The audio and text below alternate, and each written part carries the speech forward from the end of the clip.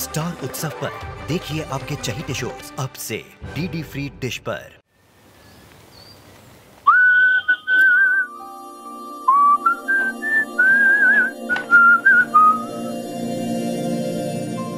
अरे वाह, कौन सी पार्टी में जाने की तैयारी हो रही है?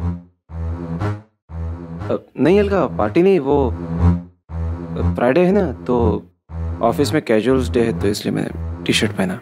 नहीं, मैं तो घर की मुर्गी हो गई हूँ ना, मेरी तो कोई कीमत ही नहीं रह गई।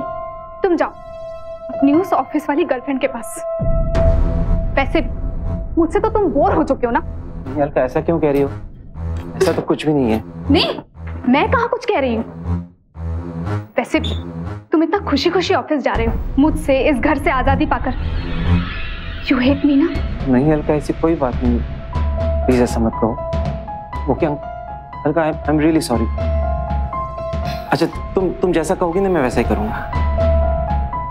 खुश? पक्का? हाँ पक्का।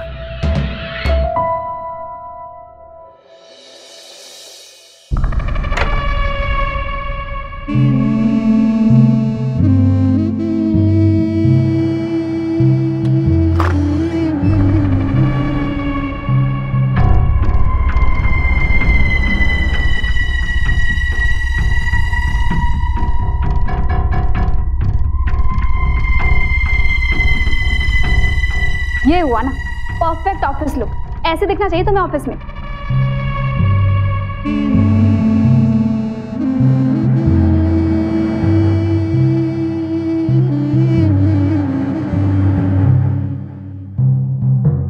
बहुत बुरा है ना ये लुक। तुम्हारी ऑफिस वाली गर्लफ्रेंड को तो बिल्कुल अच्छा नहीं लगेगा। मेरी कोई गर्लफ्रेंड नहीं है, मेरा जो कुछ भी हो सिर्फ तुम हो अलका। तुम्हें पसंद है नहीं ये लुक?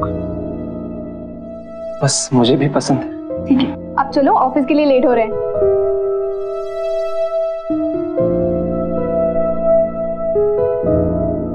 ये लो।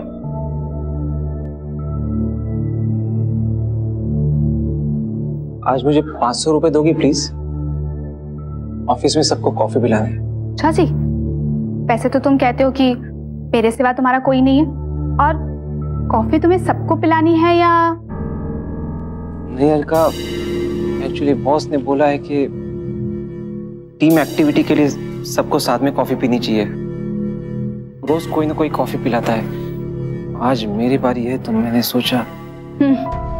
मैं तो पागल हूं ना, सारा दिन यहाँ बैठकर तुम्हारा इंतजार करती रहती हूँ, और तुम मुझसे ज्यादा से ज्यादा दूर रहने के बहाने ढूंढते रहते हो। तुम जाओ, हैव फन। वैसे भी मैं थोड़ी ना तुम्हें रोक सकती हूँ। कोई बात नहीं, मैं ऑफिस से सीधा घर आ जाऊंगा। मैं कहीं नहीं जाऊंगा, जैसा तुम कहोगी वैसे ही करूंगा। हाँ, तुम एक शादीशुदा आदमी हो। बॉस से कह देना कि मैं ये कॉफी शॉपी में ना पार्ट नहीं लूंगा।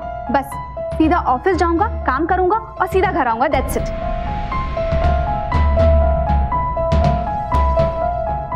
तुम मेरी बात से एग्री करते हो ना जानू?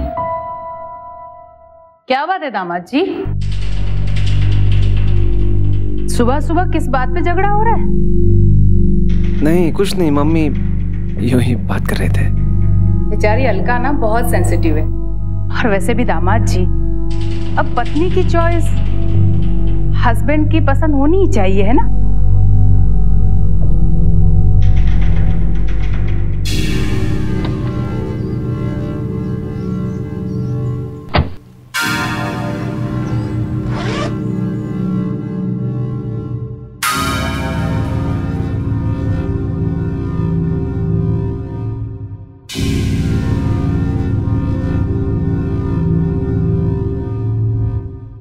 महेश,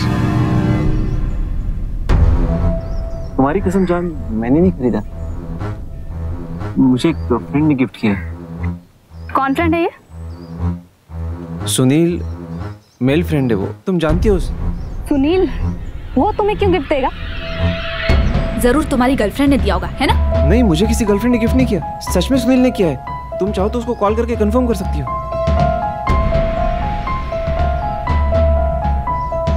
अच्छा ठीक है, इस बार तो तुमने गिफ्ट ले लिया, लेकिन आगे से कोई गिफ्ट नहीं लेना, ठीक है? ठीक है। और उस दिन की तरह ऑफिस के बाद में मार्केट वार्केट नहीं चले जाना, सीधा घर आना, समझे? हाँ ठीक है। ये रखो। Thank you.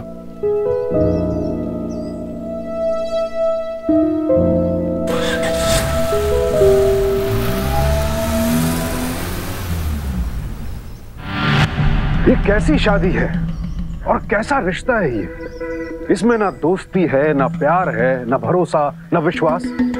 बस ये कोशिश है कि किस तरह से एक आदमी को अपनी मुट्ठी में कर लिया जाए। शादी कोई कठपुतली का खेल नहीं है जहां एक इंसान कठपुतली हो और दूसरा उसे नचाने वाला। जैसे ही पति पत्नी में से कोई एक भी ये कोशिश करता है कि वो दूसरे को अपने हाथों की कठपुतली बना ले, वैसे ही वो अपने शादी के रिश्ते को तो खत्म करता ही है, साथ ही साथ जाने अनजाने खतरों को भी न्योता दे बैठता है।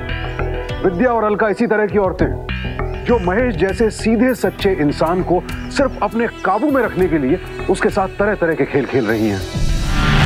भाई मैनेजर तो इस बार महेश ही बनेगा, क्योंकि हम सब में सीनियर वही है और सबसे ज्यादा हार्ड वर्किंग भी वही है। अपना चंपू प्रमोट होगा, बॉस बनेगा।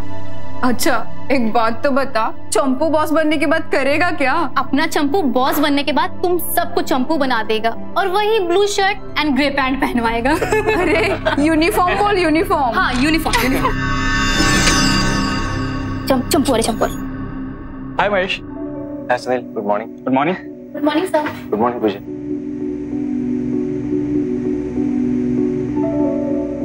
अच्छा तो साहब आज मंदिर जाके आए? हाँ यार। चल अच्छा किया यार। वैसे भी आज तेरा ही दिन है एंड आई एम श्योर ये ऑफिस मैनेजर की पोजीशन तुझे ही मिलेगी। आते समय मंदिर में दर्शन करके आया, लेकिन अलका को नहीं बताया, नहीं तो इस बात पे भी वो मुझे सुना देती। खैर यार देखते हैं आज क्या होता है। उम्मीद तो मुझे भी यही है कि प्रमोशन मुझे ही मिलेगी। महेश सर। हाँ जी। आपको बॉस ने बुलाया है। ओके जाओ भाई मैनेजर साहब, बधाई हो। चल मैं come in sir? Yes yes please come in Mahesh. बैठो। Thank you sir. महेश तुम एक बहुत ही सिंसियर एम्प्लॉई हो, मुझे तुम्हारी ईमानदारी भी बहुत पसंद है। तुम इस प्रमोशन को भी डिजर्व करते हो। Thank you sir. But I am sorry, मैं तुम्हें प्रमोशन नहीं दे सकता। लेकिन क्यों सर? लुक एट योरसेल्फ, कैसे कपड़े पहनकर तुम ऑफिस आते हो? You are not at all presentable. ऊपर से ऑफिस वाले सब तुम्हें चंपू कहकर बुलाते हैं, चंपू। लेकिन सर मेरा काम तो। ऊपर से तुम ना ही किसी क्लाइंट के साथ में सोशलाइज करते हो, ना ही किसी कलीग के साथ में सोशलाइज करते हो। घड़ी के 6 बजे डॉट तुम घर के लिए निकल जाते हो। I am sorry, I can not give you this promotion.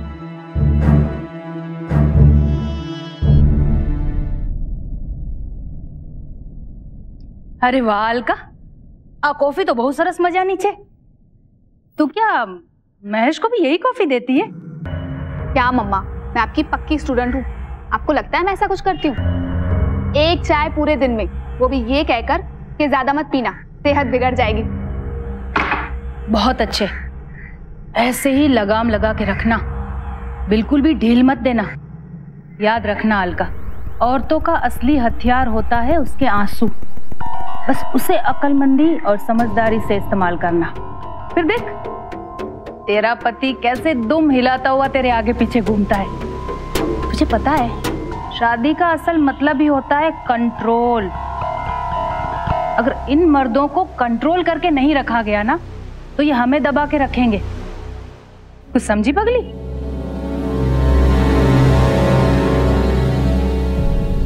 अरे सुन, ये तेरा पति आया क्यों नहीं अभी तक? मैसेज किया था उसने, ऑफिस में काम ज्यादा है, लेट हो जाएगा। तो मैसेज क्यों किया, कॉल क्यों नहीं किया? जाने दो ना मम्मा। बैठो बैठो यहाँ पे। अलका, कुछ भी इतनी आसानी से जाने मत दो। जब वो घर आएगा तो उसे पूछो कि लेट क्यों आया, उससे पूछो कि कॉल क्यों नहीं किया, ताकि वो ये सोच सोच के हैरान होता रहे कि उससे इतनी बड़ी क्या गलती हो गई। ऐसे क्यों मम्मा? बच्चा, ऐसा इसलिए ताकि तुम्हारी गलतियों के बारे में सोचने का उसे टाइम ही ना मिले और अपनी गलतियों को छुपाने में वो बिजी रहे। बस बेटा, उसे काबू में रखो ताकि तुम जैसे चाहती हो ना वैसे वो चलेगा।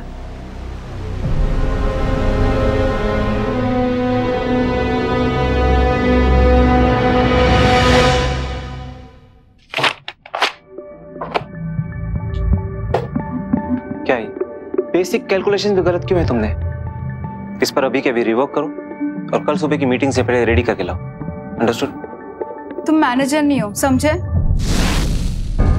और अगर तुम्हें इसमें कोई गलती नजर आती है तो तुम खुद बैठ के इसे सुधारो, क्योंकि मैंने तो अपना काम कर दिया है।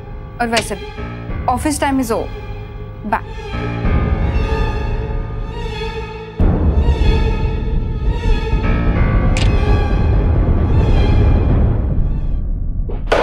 महेश, क्या बात है? कोई भी तुझे आजकल कुछ भी कहकर चला जाता। तू पिछले 6 महीने में बहुत दब्बू सा हो गया है। तू पहले सा बिल्कुल नहीं था। तेरी शादी नहीं हुई ना, इसलिए तू मुझे ये सब कह रहा है। एक बार तेरी शादी हो जाते थे फिर सब समझ जाएगा।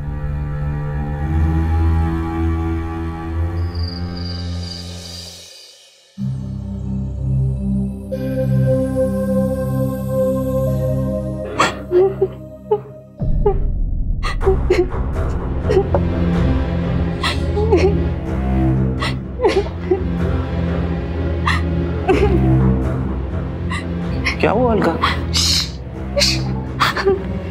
मैं अपनी प्रॉब्लम्स का तमाशा नहीं करना चाहती। ऊपर मम्मा सो रही है, इसीलिए मैं यहाँ नीचे अंधेरे में आकर रो रही थी। लेकिन तुम रो क्यों रही हो? जिसका पति देर रात को न जाने कहां से गुलछर्रे उड़ाकर आता हो, उसकी पत्नी रोएगी नहीं तो क्या करेगी? लेकिन अलका, मैंने तो तुमको मैसेज किया था ना कि मैं काम में बिजी हूँ, मुझे देर हो जाएगी। क्या पता तुम किसी नॉइजी पार्टी से कॉल करते तो पकड़े जाते, इसीलिए तो तुमने झूठा मैसेज सेंड कर दिया। नहीं अलका, मैं यहाँ बैठकर तुम्हारा इंतजार करती रहती हूँ, तुम्हें मिस करती रहती हूँ। तुम बाहर जाकर मस्ती मार रहे हो। ओके अलका, मुझे माफ कर दो अलका, प्लीज। अलका, सॉरी। अलका, क्या हुआ बेटा? रो क्यों रही हो? तुम्हारी आवाज सुन के भी नीचे आई। क्या हो गया? मम्मा, मुझे आपको डिस्टर्ब नहीं करना था, इसीलिए मैं नीचे आकर रो रही थी। उतने में ये आ गए। ये तो बता, तू रो क्यों रही है? क्या बताऊं आपको मम्मा, ये आए दिन रोज रात को लेट आते। अभी शादी को कुछ ही महीने हुए और ये अभी से मुझसे बोर हो गए। दामाद जी, इसी दिन के लिए मैंने अपनी बेटी की शादी आपसे कराई थी। क्या आप इसे रुला सको? मम्मी, मैं सच कह रहा हूँ, मैं किसी पार्टी में नहीं गया था, मैं सच में ऑफिस में काम कर रहा था। हाँ ठीक है, मान लिया कि आप किसी पार्टी में नहीं गए थे, लेकिन ऐसे काम का क्या फायदा जो आपको अपनी बीवी से, आपकी फैमिली से दूर रखता है? एक बात बताइए, ये दुनिया के सारे शादीशुदा मर्द जो है वो इतने ही घंटों काम करते हैं? नहीं, मुझे पता है इस मामले में भी आपको शायद मेरी बेटी ही गलत लगे, लेकिन दामाद जी एक बात बताइए, क्या मांग रही है आपसे बेचारी? टाइम मांग रही है ना आपसे, और कुछ तो नहीं। छोड़ बेटा, तू चल मेरे साथ। देखा कैसे नर्वस हो गया? बस ऐसे ही लगे रहो, ये तुम छल्ले की तरह हमारे पीछे घूमता रहे, देखना।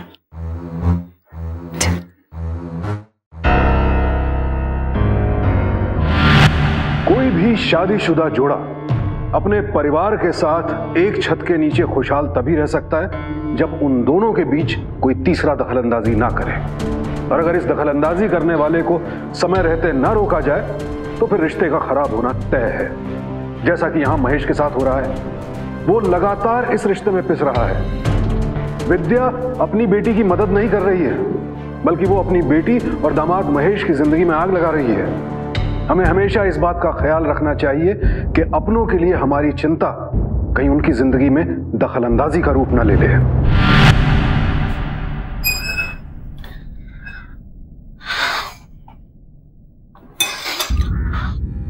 अलका, तुमसे कुछ बात करनी थी।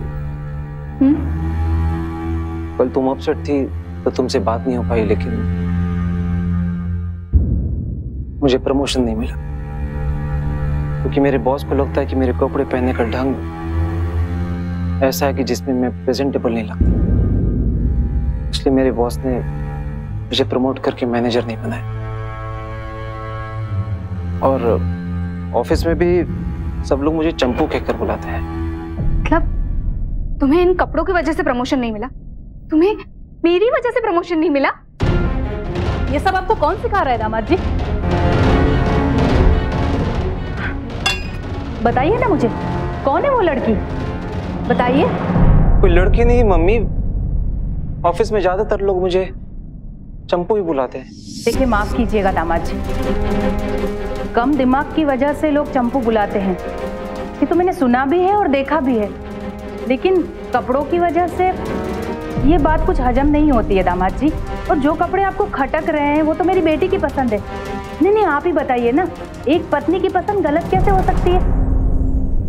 बुरा ना मानिए दामाद जी, आपको जो मैनेजर का प्रमोशन नहीं मिला है ना, वो आपकी काबिलियत की कमी की वजह से। और ये इल्जाम आप मेरी बेटी पे लगाने की कोशिश कर रहे हैं। मतलब तुम स्टाइलिश कपड़े पहनोगे, भड़कीले कपड़े पहनोगे तो तुम्हें प्रमोशन मिल जाएगा? जाओ महेश, तुम ऑफिस जाओ। हम औरतें यहाँ घर पर रहती हैं, इसका मतलब ये नहीं है कि हम नहीं जानती। ये स्टाइलिंग ऑफिस में काम करने वाले उन औरतों और लड़कियों के लिए किया जाता है। हाँ महेश, जरा सोचो, अपने दिमाग पे जोर दो कि लोग तुम्हें ऑफिस में चंपू क्यों बुलाते हैं, क्योंकि इसकी वजह मेरी बेटी की पसंद के कपड़े तो नहीं हो सकते, है ना? जी मम्मी।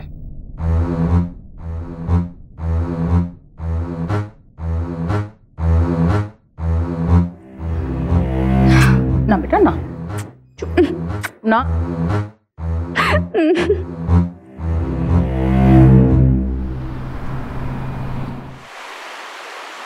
यार मैं अलका को अपनी बात समझा नहीं पा रहा हूँ और ये बात मुझे अंदर ही अंदर खाई जा रही है। मैं अब तेरी प्रॉब्लम समझाऊं। ये जो 7 रुपये दहेज है ना, ये तेरी प्रॉब्लम। तू ना मेरे भाई 2 औरतों के बीच में सैंडविच बन के रह गया। देख, तू भाभी से ना दिल खोल के बात कर, सब कुछ बता। अपनी जनरेशन की है यार, समझेंगी वो।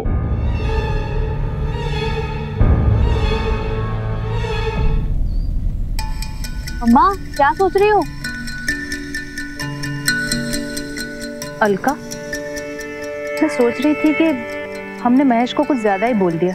अच्छा है ना, डर के रहने दो उसे। अरे बेटा, अति किसी भी चीज की खराब होती है और प्रॉब्लम महेश नहीं तू है। अब मैंने क्या किया? देखो, जैसे घर में पालतू जानवर पालते हैं ना, वैसे ही पति के साथ भी सख्ती के साथ साथ प्यार होना जरूरी है, समझी? नहीं। ये माड़ी, देख, सख्ती से हम किसी को काबू नहीं कर सकते, तो बैलेंस की जरूरत है कि नहीं लाइफ में, है ना? तो सजा के साथ साथ इनाम भी तो होना चाहिए ना। हमने महेश को बहुत सजा दे दी, लेकिन आज तुझे उसको इनाम देना होगा, ठीक है?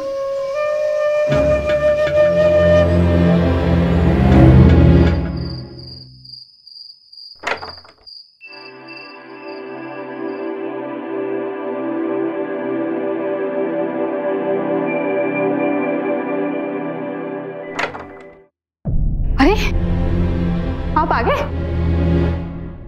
आइए आइए।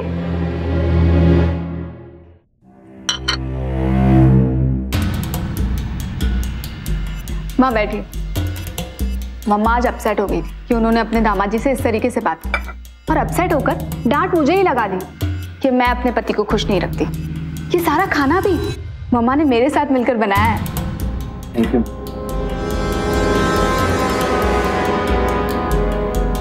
बस बस बस लो ना। दामाद जी दिन भर इतनी मेहनत करते हैं, आप खाइए। अच्छा।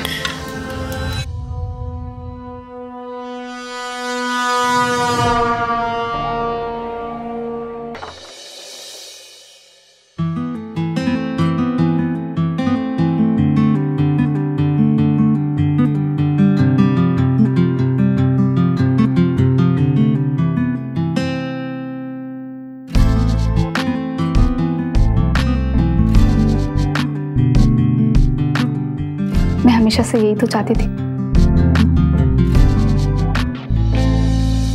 तुम्हारे साथ क्वालिटी टाइम। बस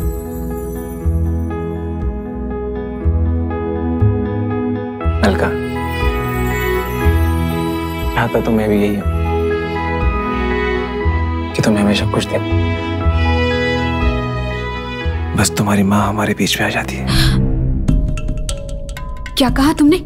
नहीं कुछ नहीं। मेरी मम्मी मतलब मेरी मम्मी तुम्हारे लिए बोझ है? नहीं अलका, ऐसा कुछ नहीं है, प्लीज। आज मेरी माँ ने तुम्हारे लिए कितना कुछ बनाया। वो बेचारी एक छोटे से कमरे में रहती है ताकि हमारे साथ रह सके, और तुम यहाँ कह रहे हो? अलका मैं जानता हूँ, लेकिन तुम्हारी माँ तुम्हें जो आइडियाज देती है उसकी वजह से हमारे बीच में लड़ाई होती है। तो बस यही कह रहा था। मुझे पता था तुम मुझे और मेरी माँ को अलग करना चाहते हो ना, ताकि वो चली जाए और मैं यहाँ अकेली पड़ जाऊं और तुम अपनी मनमानी कर सको, है ना? नहीं अलका, ऐसा प्लीज ऐसा कुछ मत सोचो अलका। देखो प्लीज मुझे और मेरी माँ को अलग मत करो, प्लीज।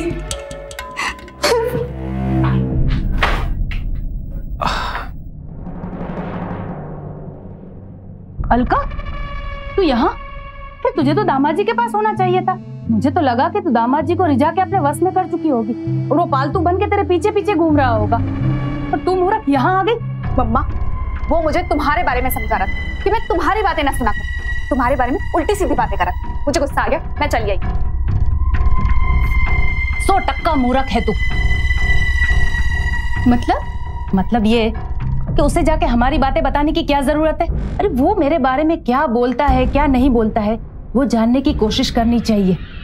अलका, कितना अच्छा मौका था आज, आराम से तसल्ली से उसके मन की बात जान सकती थी जो आगे जाके हमें काम आती। लेकिन तू मूर्ख, हमेशा जल्दबाजी में गलतियां ही करती है। अलका, अगर पति को पालतू बना के अपने कब्जे में रखना है ना, तो पहले उसे प्यार से, फिर चांदी की छड़ी से मारा जाता है। नहीं समझेगी, मूर्ख की मूर्ख है। आज तक कुछ सीखा मुझसे? चलिए आई।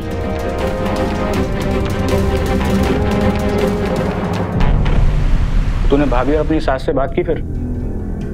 क्या बात करता है और किस बेसिस पे बात करता है? तो मेरे ऐसा करने से मामला और भी बिगड़ जाता है। वो तो अच्छा हो कि मुझे मेरी सास का असली चेहरा दिख गया कि वो किस तरह से मेरी बीवी का ब्रेन वॉश कर रही है। मुझे ही कुछ करना होगा यार, वरना मेरी शादी को बर्बाद होने से कोई नहीं रोक सकता। समझ भी नहीं आ रहा है सब कैसा होगा यार। तो एक काम कर यार, अपनी कंपनी की बेंगलोर की ब्रांच में एक मैनेजर की रिक्वायरमेंट, और वो पोजीशन तुझे आराम से मिल जाएगी। तू ट्रांसफर ले, ये घर बेच डाल और बेंगलोर में एक नया घर ले। माँ बेटी का कनेक्टिंग वायर ही काट दे। आइडिया तो अच्छा है। और अब तो एक काम कर, इस प्लान को सर्च करने का काम शुरू कर दे, ताकि तेरी सारी की सारी प्रॉब्लम सॉल्व हो जाएंगी।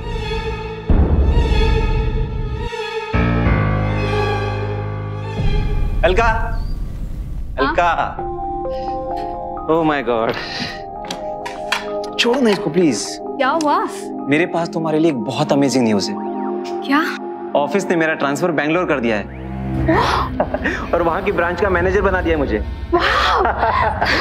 और उससे भी अच्छी न्यूज ये है कि मेरा जो दोस्त है ना सुनील, हाँ? उसने हमारे इस घर के लिए ग्राहक भी ढूंढ लिया है। उनका नाम है पटेल भाई, और वो हमें बहुत अच्छा रेट भी देने वाले। अरे सुनिए तो माँ, देखिए इस बार हम लोग बेंगलोर जाएंगे ना, तो आपको ले जा नहीं पाएंगे साहब। क्या है ना कि बेंगलोर नई जगह है, वहाँ पे खान पान, वहाँ का सब चाल चलन, रहन सहन सब कुछ अलग है, तो आपको सूट नहीं होगा। तो अभी हम लोग एक बार बेंगलोर जाके सेटल हो जाते हैं, फिर आपको बुला लेंगे। तब तक आप गांव चले जाइए, ठीक है? अच्छा अलका चलो, मैं तुमको दिखाता हूँ कि हम लोग कहाँ रहने वाले हैं। हाँ, चलो।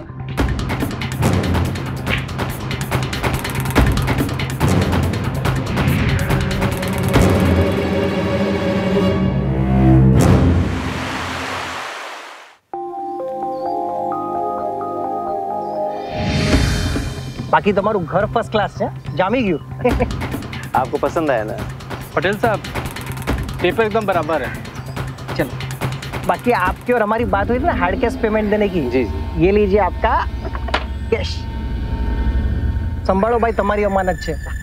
Thank you so much.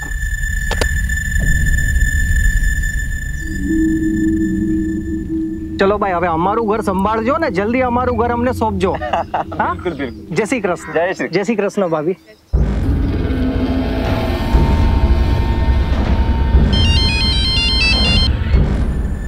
Hello, हाँ हाँ हाँ ठीक है ठीक है, आप भी आ जाइए, आप भी आ जाइए।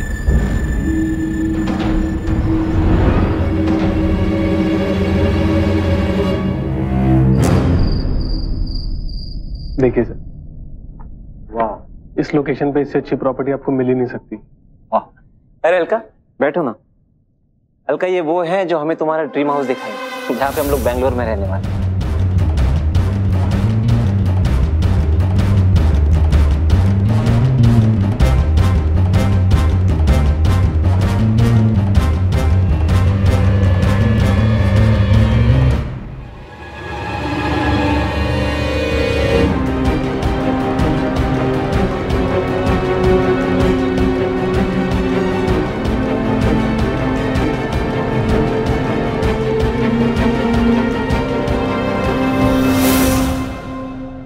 Okay sir, congratulations. Thank you so much. Okay.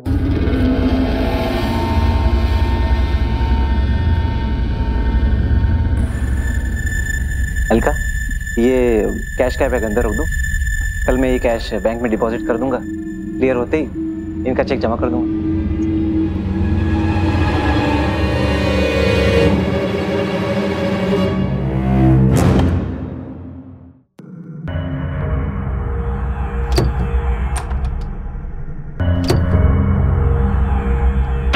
Alka, मम्मा, वो वाला घर इससे भी बड़ा होगा। तुम खुश हो रही हो? हाँ मम्मा, क्या हुआ? अलका, तुम्हें दिखाई नहीं दे रहा है? तुम्हारा पति सारे फैसले खुद ले रहा है और वो बॉस की तरह बात कर रहा है। वो तो उसमें प्रॉब्लम क्या है? वो सारे अच्छे डिसीजंस ले रहा है जिनसे मुझे फायदा पहुंच रहा है। और वैसे भी उसने घर भी तो मेरे चॉइस से लिया ना। सब कुछ मुझसे पूछकर करता है, तो इसमें गलत क्या है? गलत? तुम्हें कुछ भी गलत नहीं दिखाई दे रहा है ना? लेकिन एक बात याद रखना अलका, बहुत जल्द तुम्हें पता चल जाएगा कि क्या गलत हो सकता है और क्या गलत होने वाला है। मम्मा,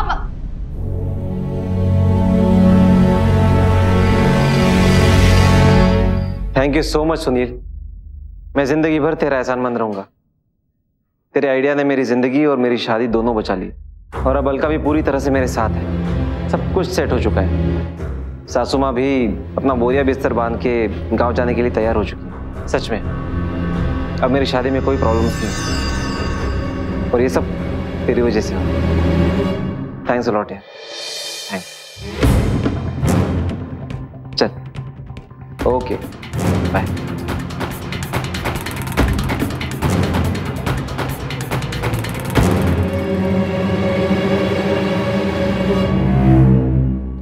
अच्छा दामाद बाबू, तो ये प्लान है आपका? तुम मुझे और मेरी बेटी को अलग करना चाहते हो? तुम चाहते हो कि मैं गांव में पड़ी सड़ती रहूं? और भूल जो नहीं, समझते क्या हो आप? प्लान बनाना क्या सिर्फ तुम्हें ही आता है? अच्छा ये बताओ मुझे कि नया घर कैसे सेटअप करेंगे? तुम बॉस हो, तुम ही डिसाइड करो।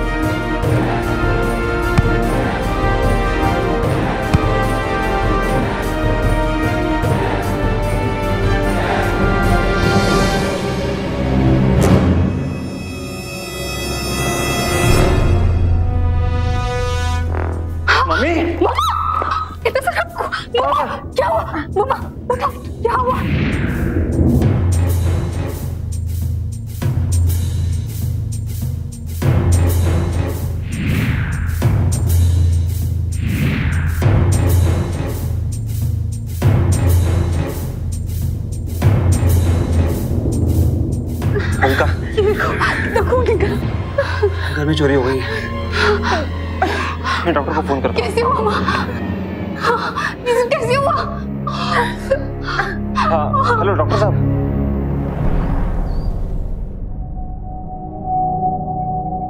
दो लोग थे इंस्पेक्टर साहब, एक ने मुझे पकड़ा था और एक ने मुझे मारा।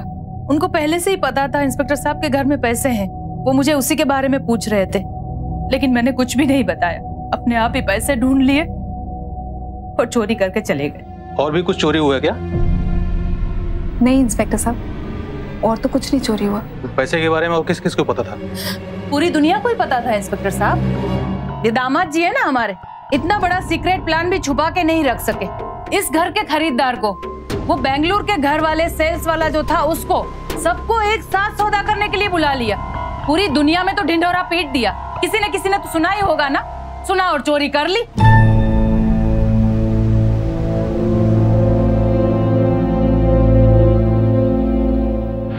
अगर इंसान को ये लगने लगे कि जो भी वो सोचता है समझता है बस वही सच है, बाकी सब झूठ है, तो फिर उसे सोच नहीं कहते। वो जिद है, जुनून है, और जुनून सही और गलत का फर्क नहीं समझता। विद्या जब महेश को काबू करने में फेल हो गई तो उसने चोरी जैसा घिनौना कदम उठाने से भी परहेज नहीं किया। कैसी माँ है ये जो इस तरह से अपनी बेटी और दामाद की जिंदगी से खेल रही है? एक माँ तो हमेशा यही चाहती है कि उसके बच्चों का घर आबाद रहे, और एक विद्या है जो अपने ही हाथों अपनी बेटी का संसार उजाड़ने में लगी हुई है। तुम्हारा दिमाग तो ठीक है ना? तुम्हें क्या लगता है कोई बच्चों का खेल है? एक दिन उठकर आकर कहते हो कि सर मुझे ट्रांसफर चाहिए, और जब हमने ट्रांसफर और प्रमोशन की फॉर्मेलिटीज पूरी कर दी है तो तुम आकर कहते हो कि तुम्हारा ट्रांसफर कैंसिल कर दें। लेकिन सर नो, नथिंग डूइंग। मैं तुम्हें फाइनल 1 वीक का टाइम देता हूं। डिसाइड एंड टेल मी, तुम्हें बैंगलोर जाना है? नहीं जाना है तो तुम्हें ये ऑफिस छोड़ना पड़ेगा। Okay, understand? Now get out of here.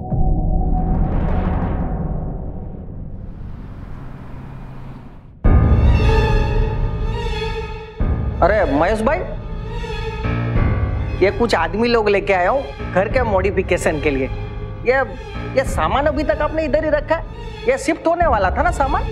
ये कमाल है, इधर ही है। मुझे कुछ दिन और दे दीजिए प्लीज। नहीं पटेल भाई, देखिए प्रॉब्लम।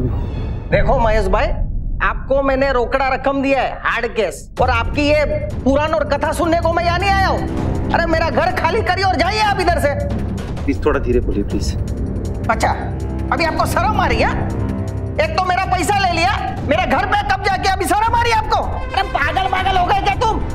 दिमाग खराब मत करो मेरा। मिस्टर महेश, ये क्या खेल खेल रहे हैं आप हमारे साथ? पहले तो आपका चेक बाउंस हो गया और फिर आपने अपने फ्लैट का कैंसिलेशन लेटर भेज दिया। देखिए सर, कैंसिलेशन तो होगा नहीं, क्योंकि प्रॉपर्टी का रजिस्ट्रेशन आपके नाम पर हो चुका है, और ना ही आपका इनिशियल डिपॉजिट रिफंड होगा। हाँ, अगर आपने टाइम पे पेमेंट नहीं किया तो आप पर कोर्ट केस जरूर हो जाएगा। और ये अपना फर्जी चेक आप अपने पास ही रखिए, वरना आपके ऊपर एक केस और कर देंगे चेक बाउंस का। मुझे माफ कर दीजिए please. I am so sorry, लेकिन चिल्लाइए मत मुझ पे ऐसा। अच्छा, अभी ये इनका ये चेक भी बाउंस होता है? देखो महेश भाई, मैं आपको 3 दिन का टाइम देता हूँ। कितना? 3 दिन। ये 3 दिन में घर खाली नहीं किया ना, तो चौथे दिन आपको और आपके ये परिवार को है ना, ये घर से बाहर निकाल दूंगा धक्के मार के। पटेल भाई जो बोलता है ना वो करता है महेश भाई, याद रखना। 3 दिन महेश भाई, 3 दिन। अगर फ्लाइट कैंसिल करना हो तो कोर्ट में आके मिलना, वरना टाइम पर आकर अपनी बैलेंस पेमेंट कर देना। समझ रहे हैं ना आप?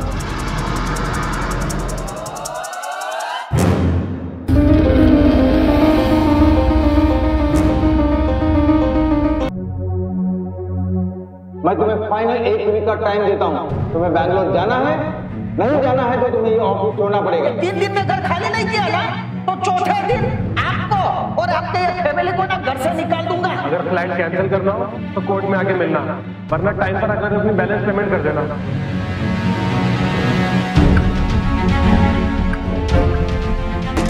महेश, महेश, महेश, लॉक क्यों किया है?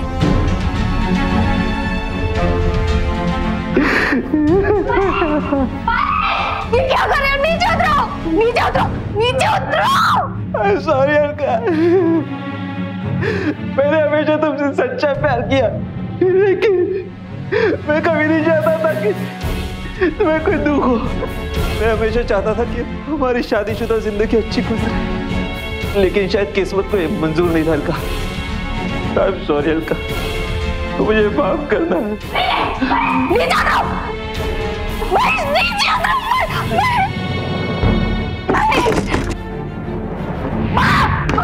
क्या हुआ? चिल्ला क्यों रही है? महेश वो फांसी लगा रहा है। अरे कौन इसको धक्का दे?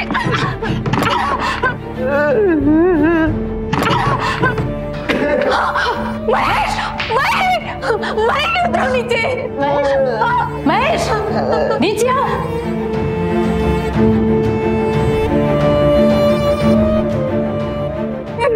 ये भी नहीं कर पाया। तुमने एक बार भी मेरे बारे में नहीं सोचा कि मैं तुम्हारे बगैर कैसे रहूंगी? क्यों? कभी भी दोबारा ऐसा करने का नहीं सोचना महेश। मैं तुम्हारे बगैर जीना इमेजिन भी नहीं कर सकती हूँ। महेश, हम निकलेंगे ना इस सिचुएशन से बाहर, साथ मिलकर निकलेंगे, ठीक है?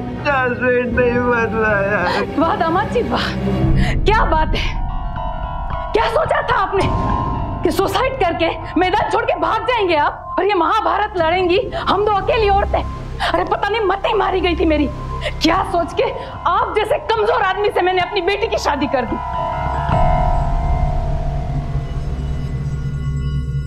मुझे माफ कर दो। I love you.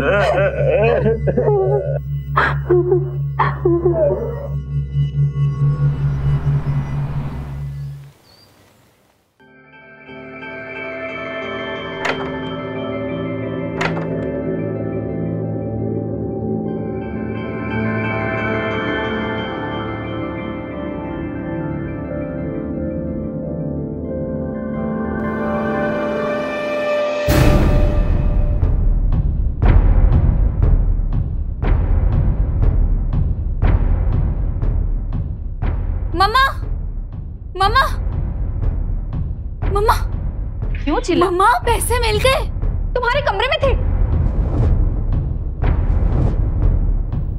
हाँ तो वही होंगे ना जहां मैंने रखे थे। क्या तुमने रखे थे? हाँ मैंने रखे थे ये पैसे, क्योंकि दामाद जी के दिमाग में बहुत चर्बी आ गई थी। वो तुझे मुझसे दूर लेके जाना चाहता था, तो मैंने भी सोच लिया कि ईंट का जवाब पत्थर से कैसे देना है। वो क्या समझता है कि वो प्लान बनाता रहेगा और हम उसे फॉलो करेंगे? नहीं अलका, मैं उसे समझाना चाहती हूँ कि एक आदमी को काबू में करके शादीशुदा जिंदगी कैसे सक्सेसफुल बनाई जाती है। सड़ने दो दामाद जी को, ये मैं डिसाइड करूंगी कि उसे पैसा कब देना है।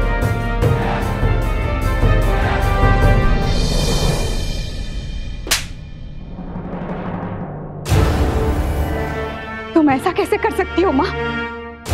तुम इस हद तक नीचे गिर गई कि तुमने मेरे पति को मरने पे मजबूर कर दिया। उससे भी तुम्हारा दिल नहीं भरा। तुम अब तक उसे टॉर्चर कर रही थी।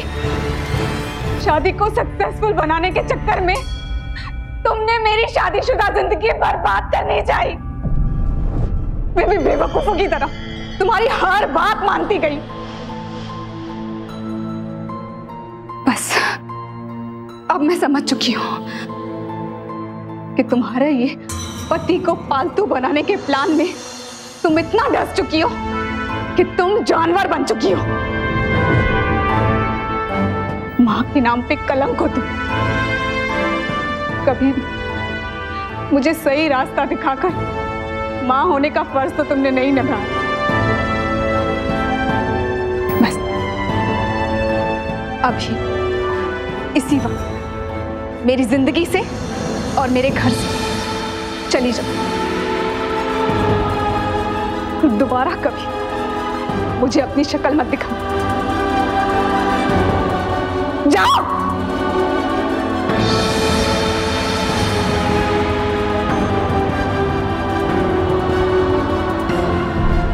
Mahesh, I am sorry for everything. मैं कंफ्यूज हो गई थी, मुझे समझ ही नहीं आ रहा था तुम्हारी कंपेनियन बनने की वजह तुम्हारी बॉस बन रही थी। क्या तुम मुझे माफ कर पाओगे? किसी भी रिश्ते में जब हम एक दूसरे को समझते हैं तभी एक दूसरे के लिए अच्छी तरह से सोच पाते हैं। लेकिन अगर हम अपने रिश्ते में किसी तीसरे को न सिर्फ जगह देते हैं बल्कि अपने दिमाग के बजाय उसकी सोच का इस्तेमाल करने लगते हैं तो समझ लीजिए कि हमने अपने लिए मुसीबतों का पिटारा खोल लिया है। विद्या की दखलंदाजी बहुत ज्यादा थी, लेकिन क्या यहाँ अलका की गलती नहीं है कि उसने अपनी माँ को अपनी शादीशुदा जिंदगी में शामिल होने दिया? चोरी, मेंटल टॉर्चर और यहाँ तक कि महेश को सुसाइड के लिए मजबूर करने जैसे अपराध विद्या ने सिर्फ इस नाम पर किए कि वो अपनी बेटी से बहुत प्यार करती थी, उसे उसकी बहुत चिंता थी। जबकि सच तो ये था कि वो अपनी बेटी की शादीशुदा जिंदगी अपने ढंग से चलाना चाहती थी। यही छोटा सा फर्क होता है चिंता और दखलंदाजी में। हर रिश्ते की तरह शादी को सफल बनाने के लिए भी बहुत मेहनत की जरूरत होती है और महेश ने वो तमाम कोशिशें की, लेकिन अफसोस इस शादी की बुनियाद ही गलत रखी गई थी। महेश के आखिरी और बेहद गंभीर कदम ने अलका को एहसास दिलवाया कि वो क्या खो सकती है। अलका खुशकिस्मत है कि इतना सब होने के बावजूद उसे अपना पति सही सलामत वापस मिल गया। इसीलिए बेहद जरूरी है कि अपने रिश्तों पर हम खुद ध्यान दें, किसी तीसरे को रिश्ते की कमान न सौंपें। सलाह लेने में कोई बुराई नहीं है, लेकिन शर्त यह है कि वो सलाह रहे। सलाह अगर फरमान बन जाए तो फिर रिश्ते खोखले हो जाते हैं। इसीलिए जहां तक रिश्तों का सवाल है, अपना विवेक और अपनी समझदारी सबसे ज्यादा जरूरी है, क्योंकि सावधानी आपकी, सुरक्षा अपनों की। सावधान रहिए।